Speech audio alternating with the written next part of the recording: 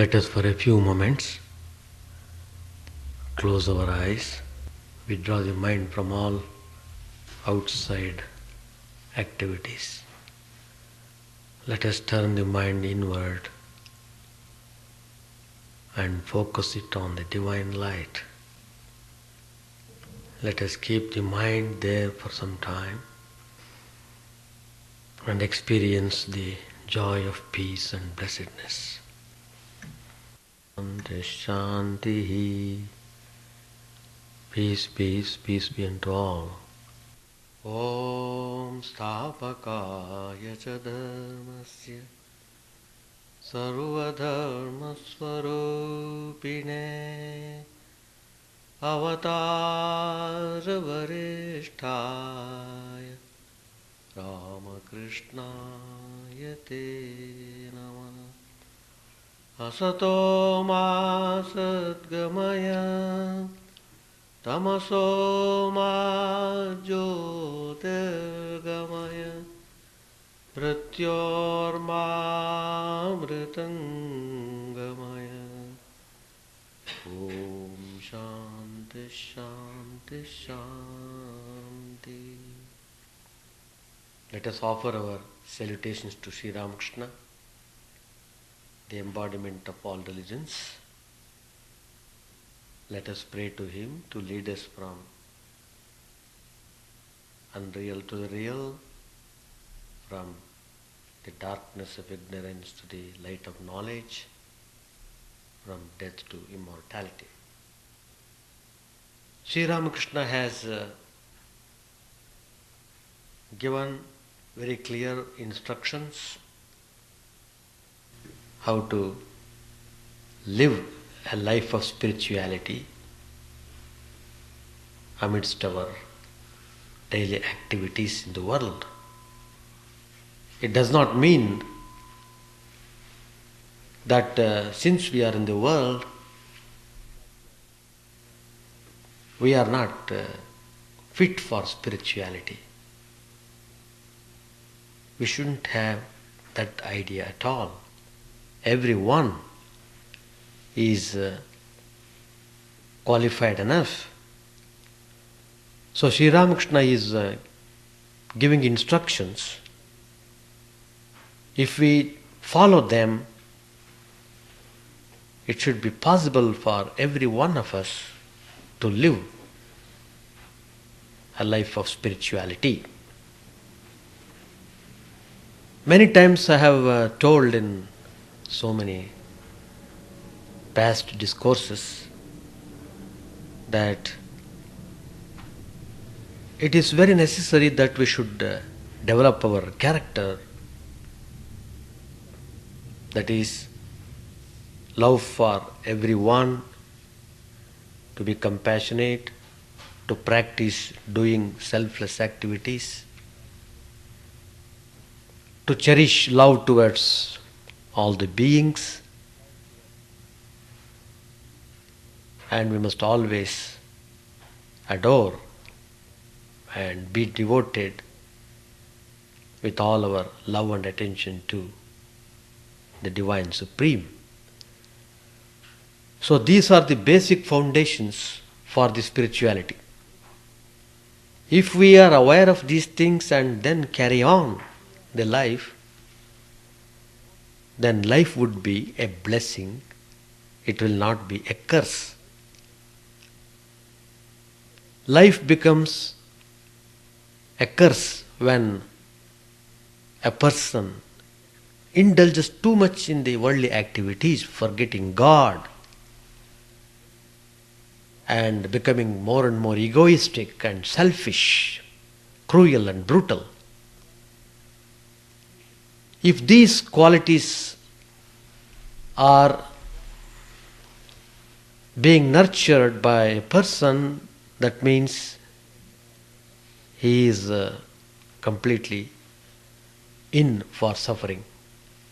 He can't escape suffering.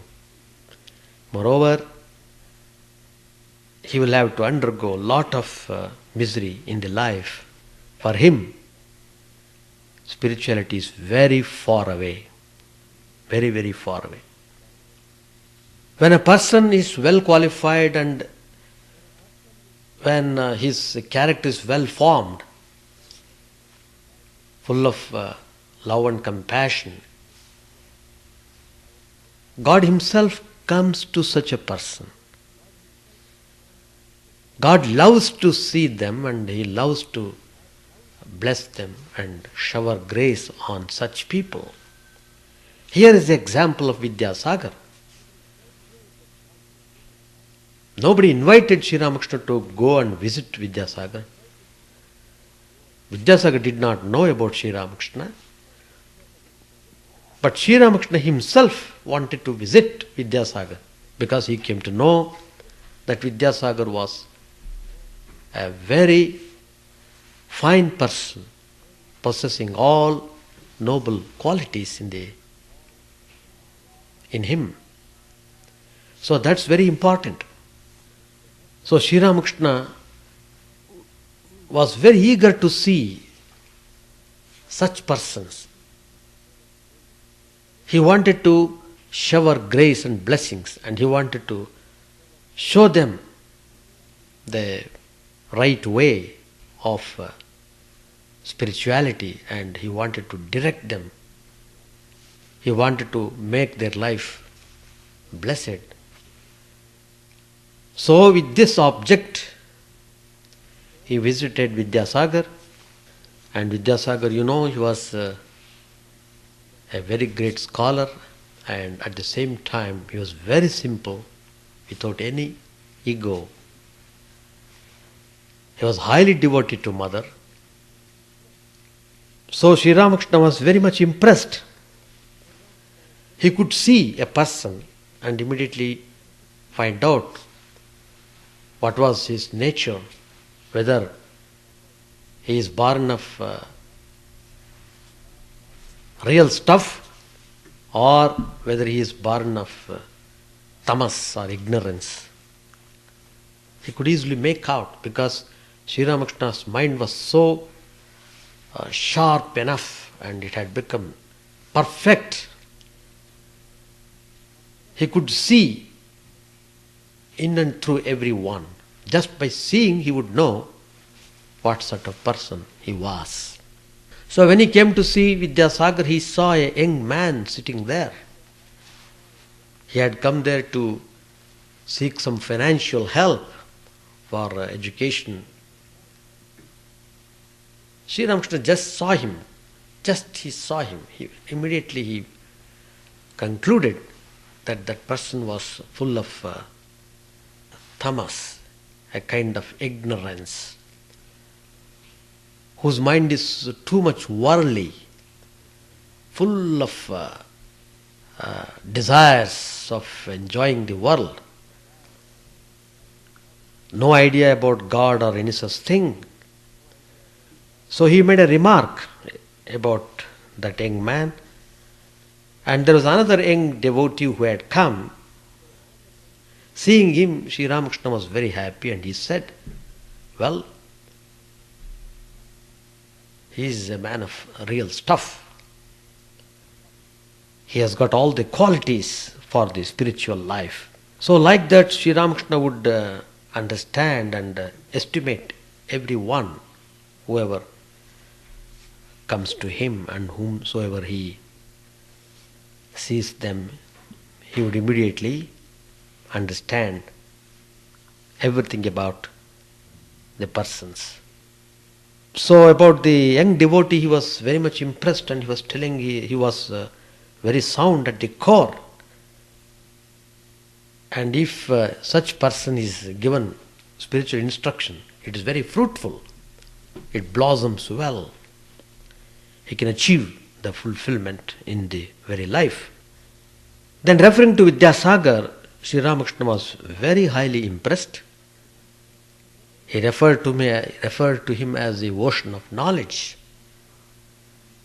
not ignorance. He referred to him as the condensed milk. He was very much impressed by his quality of compassion, which is born out of sattva. Vidyasagar was engaged in so many activities, philanthropic activities, but all his activities are inspired by sattva. So it was a mixture of sattvas and rajas, sattva and rajas, which is not harmful, Sri Ramakrishna said. If it is tamas and rajas, it is dangerous. But if the rajas is done by the inspiration of sattva, it is not at all harmful. On the other hand, it paves the way for right knowledge. So, Sri Ramakrishna was very much impressed by Vidyasagar, and he referred to him as a Siddha Purusha. It has got double meaning. Siddha means perfect. Siddha also means well boiled, matured. When the fruits and vegetables are boiled well, they become soft and tender. Likewise, Vidyasagar had become very soft and tender, full of compassion, full of love for the beings. So he was very much praising him, and he referred to the Siddha Purushas such as Shuka Mahamuni and other holy personages. They are full of compassion and love, so they come to give religious instruction, to teach people about God. So, what Sri Ramakrishna would say, whatever the activities we may do, but if we do them in a selfless spirit, then these activities lead us to God. That's a very important point we must note. But generally what we see people, they are mostly concentrated on getting some name and fame, or they want to acquire some merit, they want some recognition. But Sri Ramakrishna stressed upon such activities which are selfless, that are useful. So Sri Ramakrishna was very much impressed by Vidyasagar, and then again he distinguished between the ordinary Pandits and the real Pandits. Ordinary Pandits, book learning, scholars for example, though they have got theoretical knowledge, but they don't have sufficient mental preparation. So they are like diseased fruit that becomes hard and will not ripen at all. Sri Ramakrishna would often say, such people, they neither have the freshness of green fruits nor the flavor of the ripe ones. He gives the example of vultures. They soar very high in the sky, but their eyes are fixed on the rotten flesh on the ground. Like that, the book learning Pandits, though they have studied all the scriptures, but they have not developed any love towards God. On the other hand, they are too much absorbed in the enjoyment of the world. That is, their mind is too much absorbed in the lustful activities, and they are greedy. They want to have all the wealth and enjoy them. So, such Pandits are of no use, Sri Ramakrishna used to say. So, what are the glories of true knowledge? It is compassion, love of God, and renunciation. These are the glories of true knowledge. Vidyasagar belongs to this class. He was full of compassion. He had a detached mind. He was just qualified to receive spiritual instructions from Sri Ramakrishna. So Sri Ramakrishna came and made him enjoy the spiritual bliss. By seeing Vidyasagar, he went into ecstatic mood. So he could show Vidyasagar what exactly the spiritual bliss means. Vidyasagar was very much amazed to see Sri Ramakrishna. He was very much influenced. Then he referred to the topic of Brahman, the all-pervading consciousness. What is this Brahman? This Brahman, Sri Ramakrishna very clearly in a simple way has explained the truth of the Upanishads. This Brahman is beyond the realm of all duality. It is beyond Vidya and Avidya, ignorance, beyond knowledge. So, this world consists of illusory duality of knowledge and ignorance, knowledge and devotion, and also attachment to lust and gold, righteousness and unrighteousness, good, evil, mixture. So many things are there. But Brahman is unattached to all these things. It is unattached. It is not affected by any of these things. But then, this good and evil, all these things, they apply only to the embodied souls, the jivas, the individuals. Brahman is not at all affected by them. So Brahman is ever pure and ever perfect. So we have to experience that highest state by the realization. So you have to get rid of evil by taking course through good, and then you must transcend the goodness also, you must go beyond the realm of good also. Then you will have the direct experience of the Brahman. So far we had studied in the last class. Then today I shall continue. I shall read some more passage. Then I shall ask for your commentary and observation. Page 102. One man may read the Bhagavata by the light of the lamp, and another man may commit a forgery by that very light, but that lamp is unaffected. The sun sheds its light on the wicked as well as on the virtuous. You may ask, how then can one explain misery and sin and unhappiness? The answer is that these apply only to the jiva, that is the embodied soul. Brahman is unaffected by them. There is poison in a snake, but though others may die if bitten by it, the snake itself is not affected by the poison. What Brahman is cannot be described. All things in the world, the Vedas, Puranas, Tantras, the 6 systems of philosophy have been defiled like food that has been touched by the tongue, for they have been read or uttered by the tongue. Only one thing has not been defiled in this way, and that is Brahman. No one has ever been able to say what Brahman is. Though we have got some description of Brahman in the Upanishads, they are all partial truths. Even Sri Ramakrishna himself wanted to explain what that Brahman exactly means. But when he tried to explain it, he would go into ecstasy. He couldn't explain at all. He tried 2-3 times, then he said, it can't be described at all. That's the thing. So far we had read last time.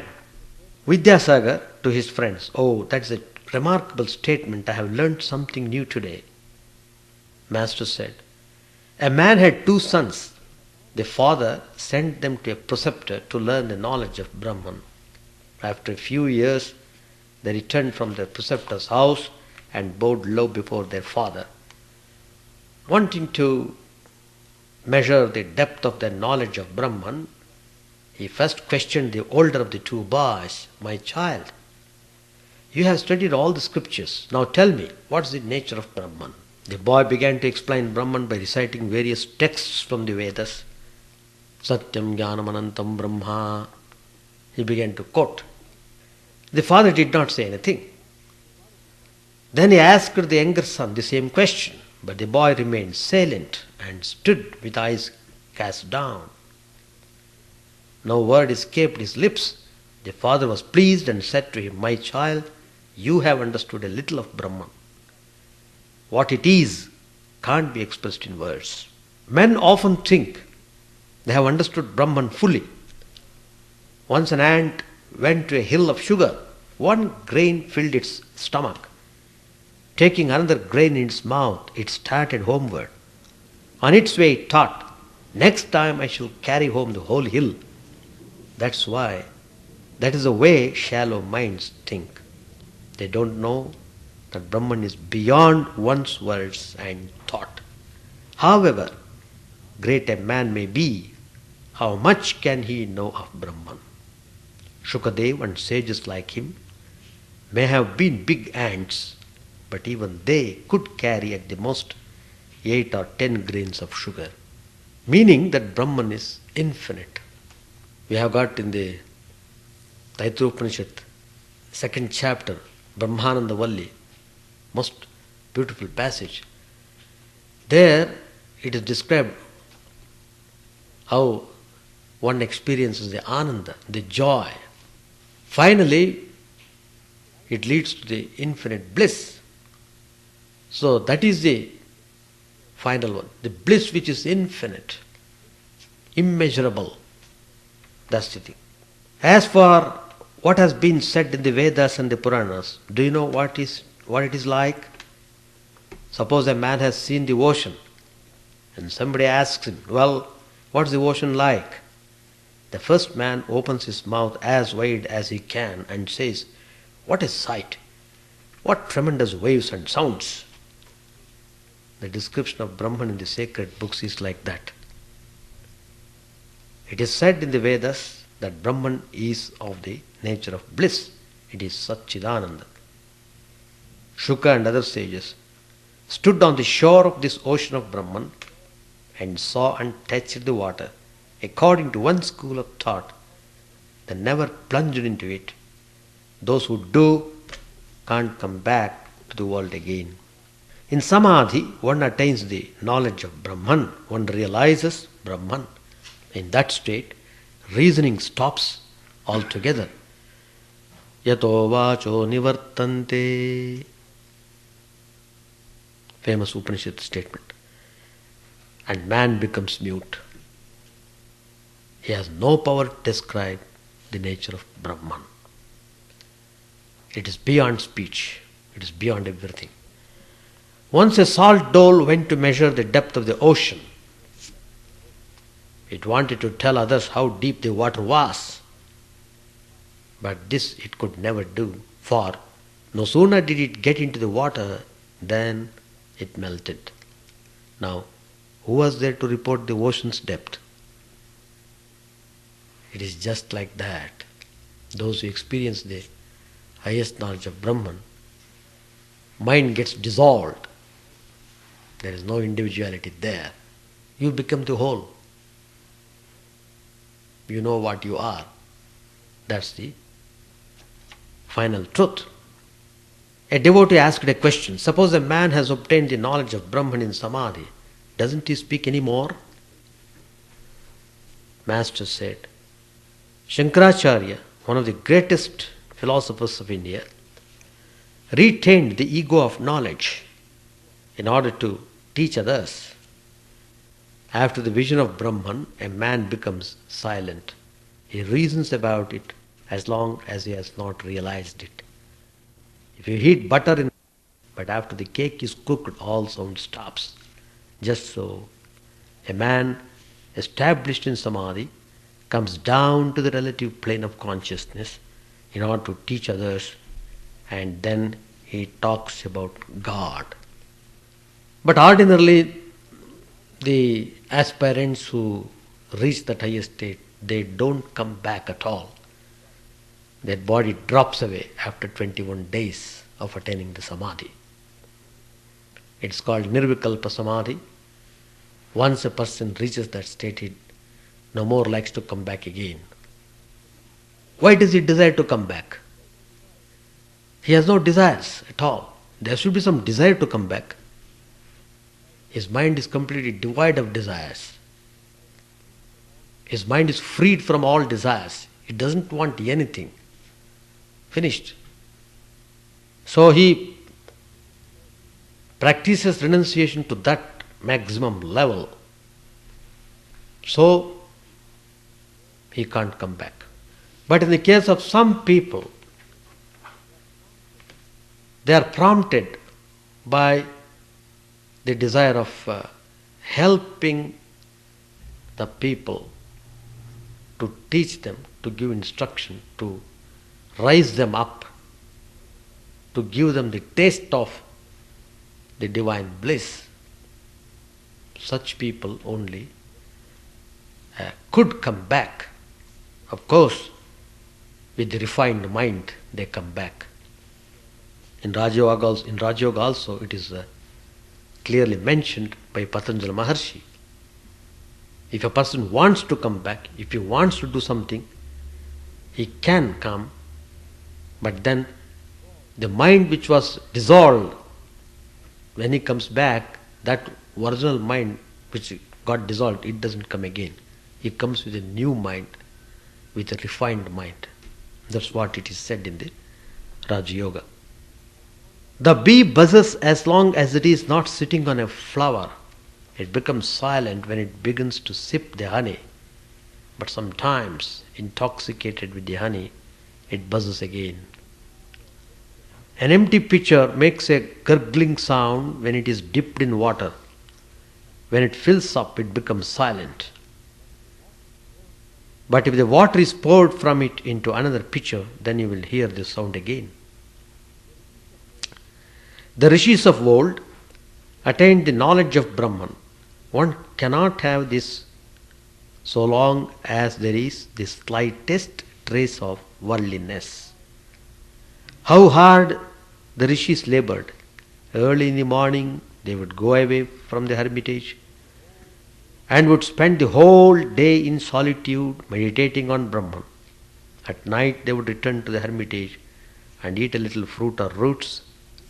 They kept their minds aloof from the objects of sight, hearing, touch, and other things of a worldly nature. Only thus did they realize Brahman as their own inner consciousness. But in the Kali Yuga, man being totally dependent on food for life cannot altogether shake off the idea that he is the body. In this state of mind, it is not proper for him to say, I am he. When a man does all sorts of worldly things, he should not say, I am Brahman. He should not say like that. Those who can't give up attachment to worldly things and who find no means to shake off the feeling of I should rather cherish the idea, I am God's servant. I am His devotee. One can also realize God by following the path of devotion.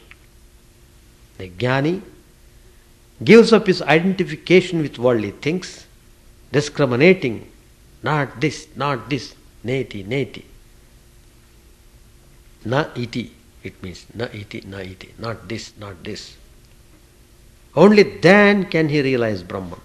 It is like reaching the roof of a house by leaving the steps behind one by one. But the Vijnani, who is more intimately acquainted with the Brahman, realizes something more. He realizes that the steps are made of the same materials as a roof, bricks, lime and brick dust. That which is realized intuitively as Brahman, through the eliminating process of not this, is then found to have become the universe and all its living beings. The Vijnani says that the reality which is nirguna, without attributes, is also saguna, with attributes.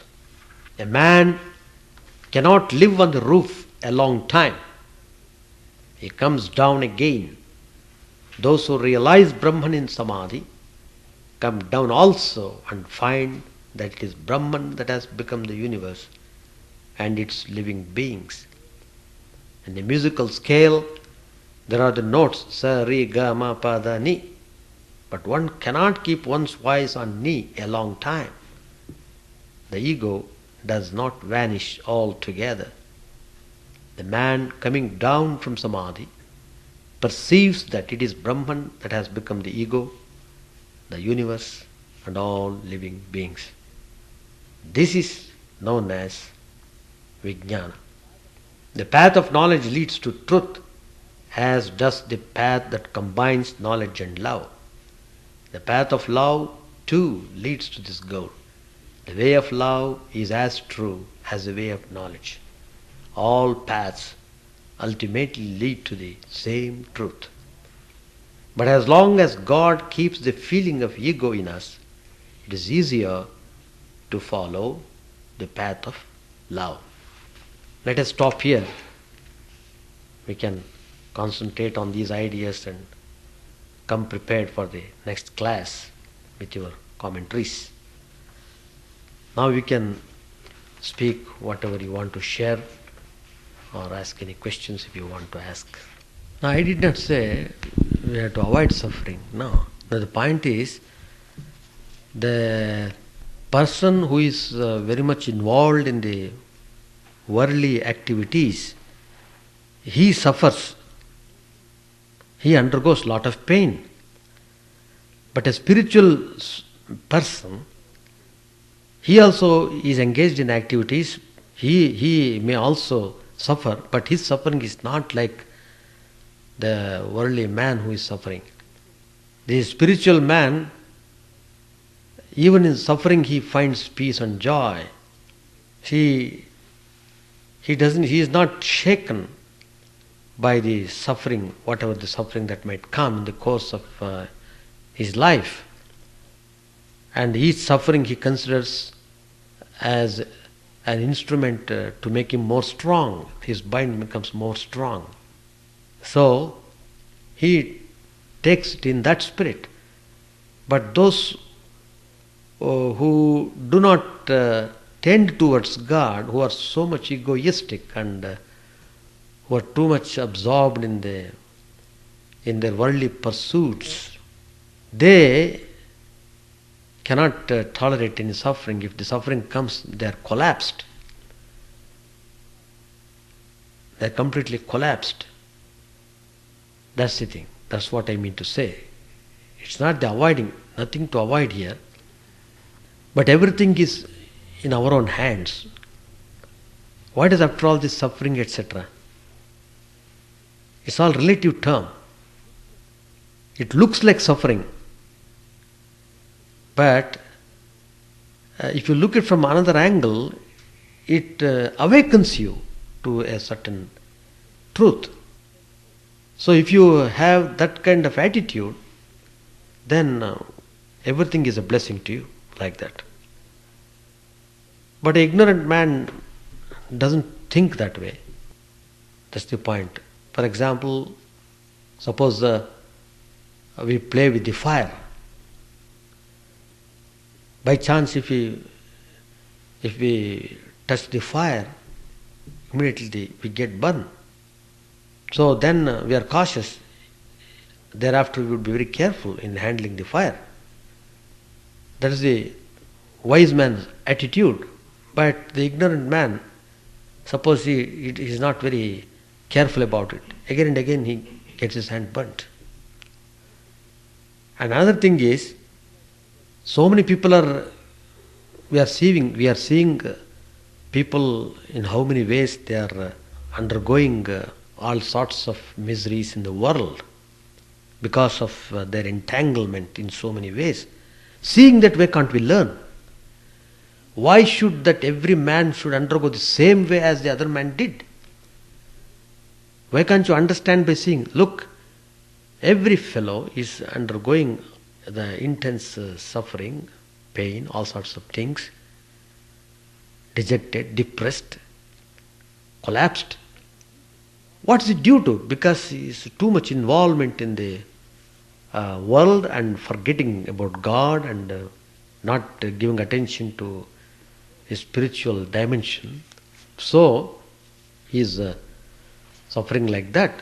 By seeing that, I should learn a lesson.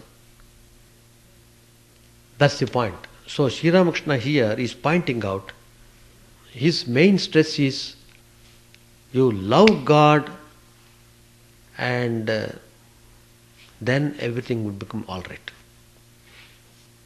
That's the point we have to. The Nirguna aspect came because of the Saguna aspect. The conception of light is because of darkness. That's the idea. As long as there is darkness, its opposite light also is there. In the same way, as you find the God manifested through attributes, that is called saguna. The manifested power. The power manifested through so many ways, that is called saguna.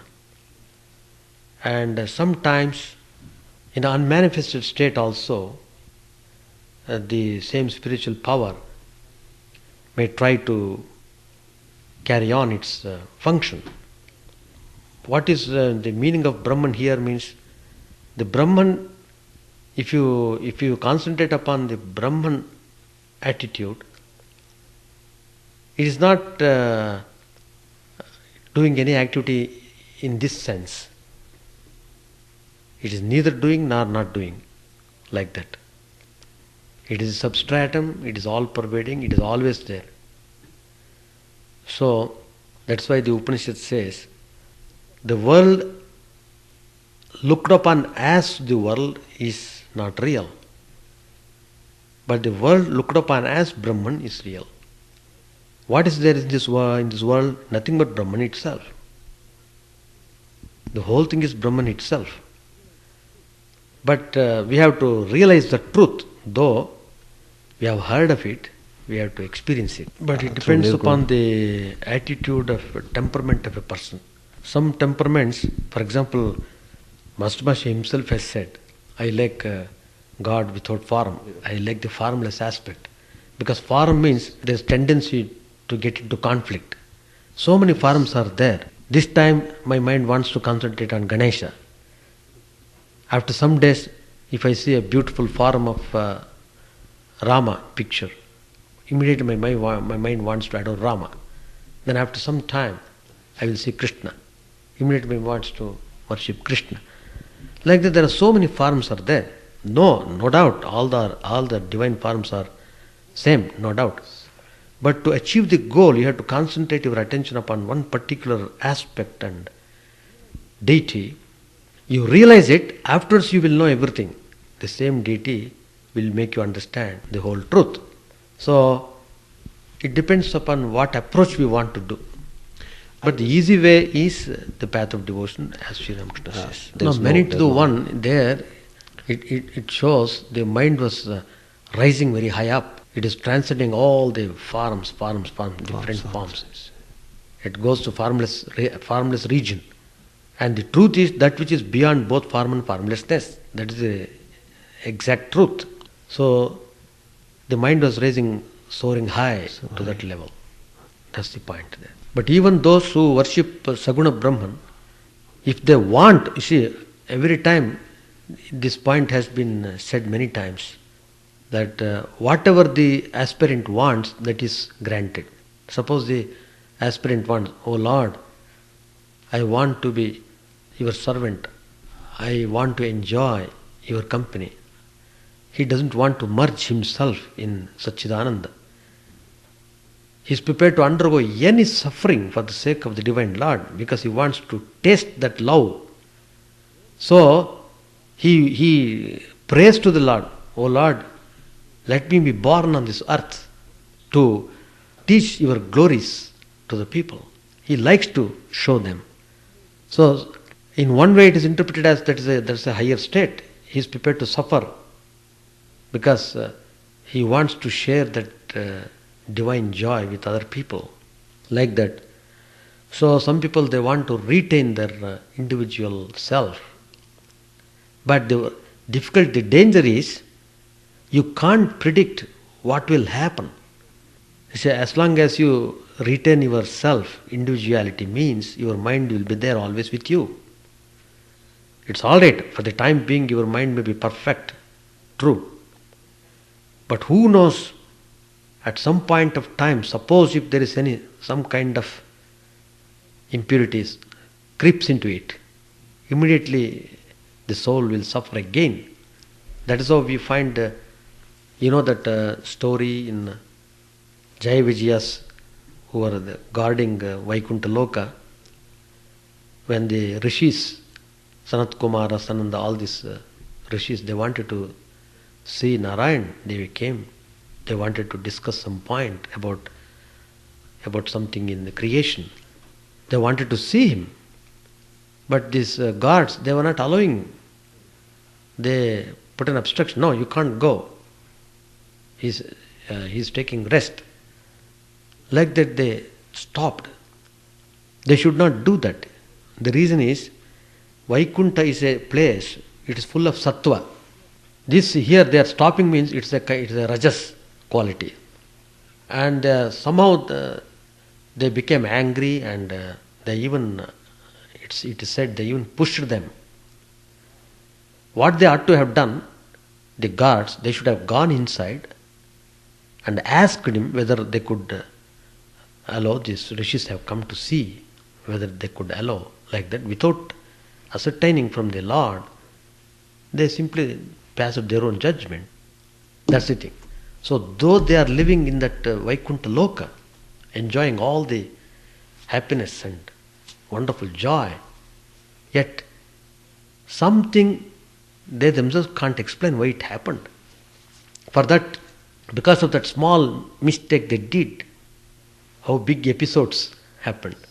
They had to be born as the same Jaya Vijaya, had to be born as Ravana and Kumbhakarna in Treta Yuga, and again they were born as Hiranyakashipu and Hiranyaksha, and again they were born as Shishupala and Dantavakra. 3 births. They have to be born as demons with superhuman power. So that's the thing. So if you retain the individuality, you don't know. Anyway, they went back to Vaikuntha Loka, no doubt. But before reaching Vaikuntha, how much they had to suffer and how much they had to fight, how much there was killing, etc. also. Anyway, in one way it is explained as, it's all Leela. It's a game. The whole world, all the activities which is going on. What is the meaning actually? There is no meaning at all. If you see just a play, everybody is walking, everybody is going here and there, everybody is coming, going, doing, sitting, sleeping. What for? So that's the thing. See, the point is this: generally, the spiritual experiences are not revealed. The reason is this: suppose somebody tells his spiritual experiences to another, he may think he is telling some stories, or probably simply he wants to show he's a spiritual man, so he's telling like that. So that is why, particularly in our Ramakrishna mission, we don't give importance to that kind. But whatever spirituality we may have, you show it in action. Through love, through compassion, and through dealing properly all the people and helping them in every way. That's the beauty of it. You need not tell, I have seen God like that. You can't imitate Sri Ramakrishna. Never. Never. Sometimes, who knows? It may be our hallucination. So we should not judge. So our way of practice, particularly from the point of view of Ramakrishna movement, what I am telling, we just surrender to Sri Ramakrishna. I don't know anything about. My whole thing is in Sri Ramakrishna, and I am like a child. I am carrying on his work. I am trying to be more and more devoted, to be more and more loving, praying him to see that I can discharge my duties properly, to become more and more humble, etc., etc. So, we should translate our spiritual qualities in the life. That's more important than narrating our experiences. Generally, even the Mahatmas, even the sages also, even the Mahatmas, they won't narrate. Only they narrate to the very close, those who are very well known to them. They only know such things. That's the idea. Because people misunderstand. Spiritual ego is more dangerous than the ordinary ego. Yeah. You see, there was one devotee, there's a famous Gajendra Moksha in Bhagavata. Wonderful story it is. Wonderful. You must all read that. Excellent it is. There, Indradyumna, he was a great king, very benevolent king. And he looked after the people very well. He was very devoted. He many times he had the vision of Lord Vishnu. Lord Vishnu himself was very much happy to accept his worship because he was so devoted and one-pointed. All the virtues were there. But then what happened? Seeing his spiritual quality, people began to adore him as if he himself is God. Very good. Then what happened? Even the gods means not the supreme God, the devatas, higher than human beings. Devatas, angels you can say. They would come to him. They would feel it is meritorious to see such a person, a devotee of Lord Vishnu, so much devoted. So gods would come to him and pay their respects. So slowly, without knowing himself, he had developed what he said, that spiritual ego he had developed. Well, one day he was sitting for worshipping the image of Lord Vishnu. Just at that time, Agastya Maharshi came to visit him, to see, because Agastya Maharshi came to know through people, here is a person, here is a king who is very well adored by all, by the whole world, very much devoted, etc., etc. He heard many things, so he wanted to see himself. So Agastya Maharshi came there. There are Brahmarshis. So when he came and it is the duty of the king, as soon as the Maharshi, Mahatma comes, he must get up and he must welcome him with all due honors and offer arghya, etc. He must show proper respect. It's a tradition. That's the spiritual quality. But what did he do? He didn't get up, though he had completed the worship. Suppose he was absorbed in worship, that's a different matter. Agastya Maharshi would not mind it. But Agastya Maharshi came to there, they can read your mind, what this fellow is doing. He had just finished the worship, but he is just pretending to be in meditation. Pretending. Agastya Maharshi became very sad. What? What kind of spirituality he is having? This is not good. It is not good.